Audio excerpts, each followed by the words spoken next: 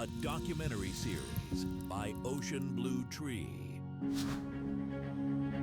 One purpose, one destination.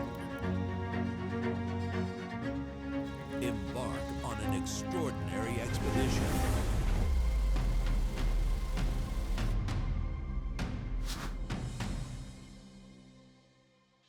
One mission.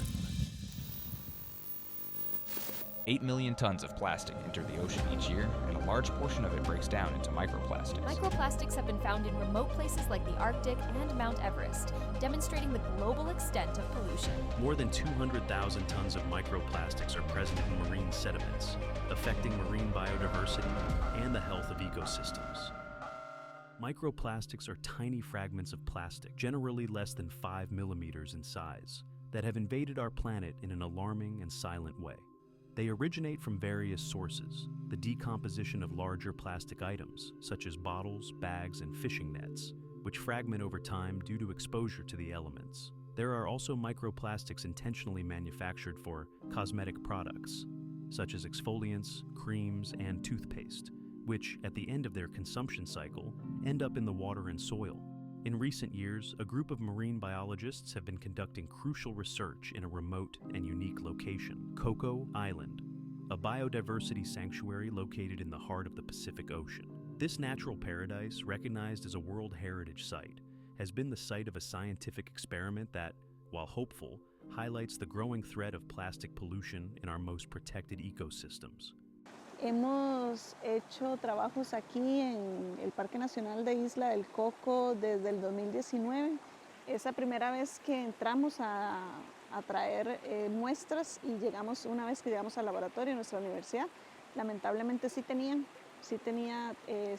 más del 80% de las muestras que habíamos obtenido tenía microplásticos, y volvimos a tomar muestras, esta vez con un poco más de representación en todas las partes de la isla, la norte, la sur, la este y la oeste, y obtuvimos unas muestras representativas para todo lo que fue también peces, agua del río, sedimentos del río y camarones del río. Lamentablemente todo salió positivo. Estadísticamente no hubo diferencia en ningún cuadrante de la isla, ni donde vivían los guardaparques, ni en las zonas más alejadas de la isla, con respecto a que tenían microplástico.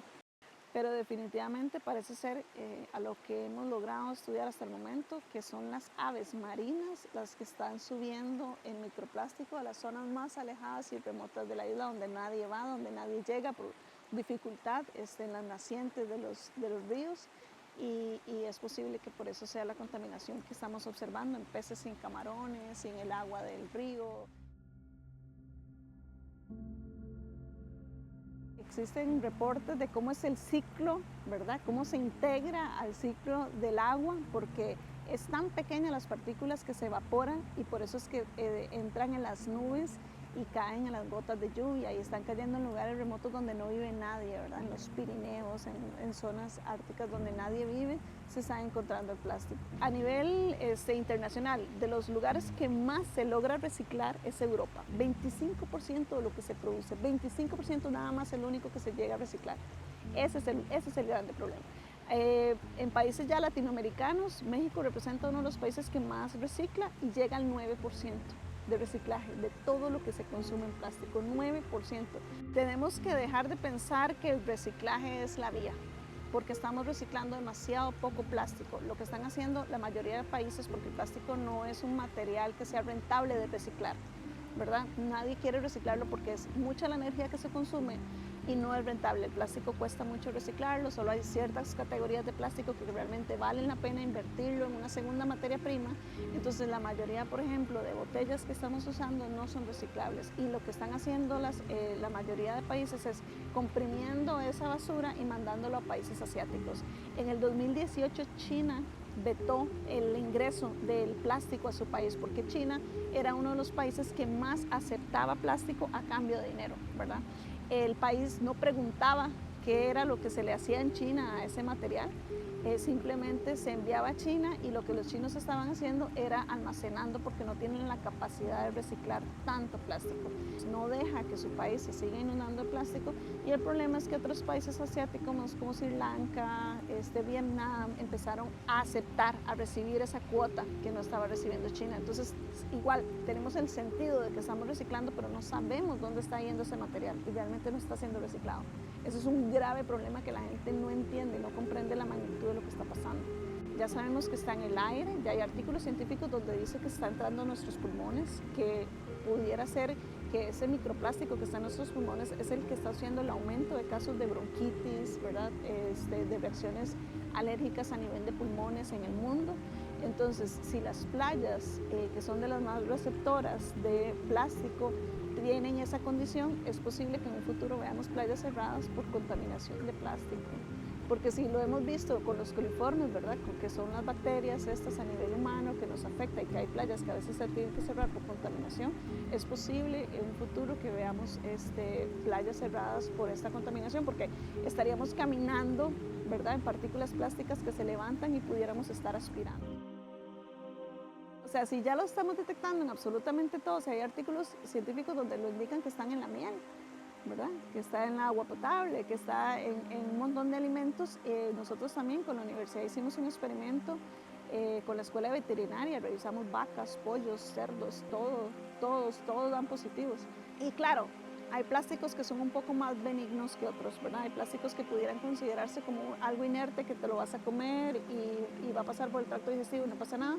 Pero el problema es que muchos plásticos le echan aditivos químicos que son cancerígenos, disruptores endocrinos, que quiere decir que afectan nuestras hormonas, ¿verdad? Que pueden hacer a las personas estériles, que pueden afectar en general y que sí se ha relacionado con muchas reacciones irritantes que al final pudieran derivar también en cáncer. Entonces también depende mucho del plástico, eso es muy importante. El problema es que no podemos discernir, o sea, son partículas muy pequeñas, tenemos que ir pensando que todas nos pudieran hacer daño, ¿verdad? Y que entonces tenemos que desde ya parar esta cadena de plástico que estamos, es que estamos en una pirámide, porque si lo vemos a nivel mundial, no se ha detenido la producción de plástico, sigue aumentando, cada año sigue aumentando, porque lo necesitamos, o sea, nos hemos acostumbrado mucho al plástico. Entonces yo siento que el trabajo fuerte, nosotros hacemos mucho trabajo de campo, hacemos mucho trabajo de laboratorio, pero también tenemos que ir a los altos mandos, a los niveles políticos, para insistir en este tema, porque ya la responsabilidad no es como el clásico de no uses bolsa en el supermercado, recicla, ese tipo de cosas. Ya el poder de uno nos supera a nivel de plástico. Tenemos que irnos a niveles más altos y nuestro esfuerzo ir y decirle a los políticos que tenemos que hacer leyes pronto, rápido y efectivas para poder prevenir esta contaminación.